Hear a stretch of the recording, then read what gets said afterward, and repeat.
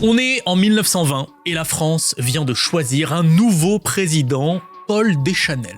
Regardez ça, petite moustache bien coupée, cheveux en brosse impeccables, c'est propre, c'est sérieux, un président classique. Et puis quelques mois plus tard, gros titre, Monsieur Deschanel tombe de son train en marche. Monsieur Paul Deschanel en pleine nuit tombe du train présidentiel.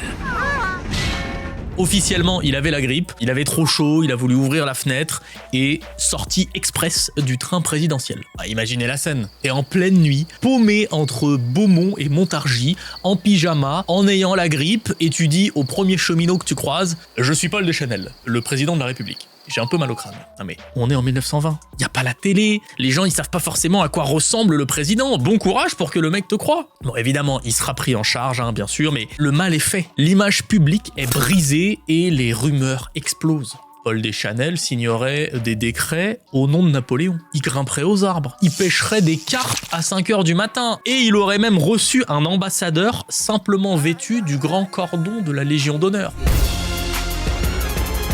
Vous vous doutez bien que si un président français avait reçu un ambassadeur à poil, on en aurait entendu parler. Mais voilà, quelques mois plus tard, il démissionne pour raison de santé. C'est le cas un peu à part de cette vidéo, Paul Deschanel, parce qu'encore en 2026, il est perçu comme un fou. Alors qu'en réalité, il ne l'était probablement pas. C'était certainement juste un président, un homme totalement épuisé à une époque où la santé mentale était mal comprise. Il devait souffrir de crises d'angoisse et probablement du syndrome d'Elpenor. En gros, un état où tu te lèves la nuit complètement désorienté et tu agis en pilote automatique, sans te rendre compte de ce que tu fais vraiment. Comme certainement cette fameuse nuit dans le train.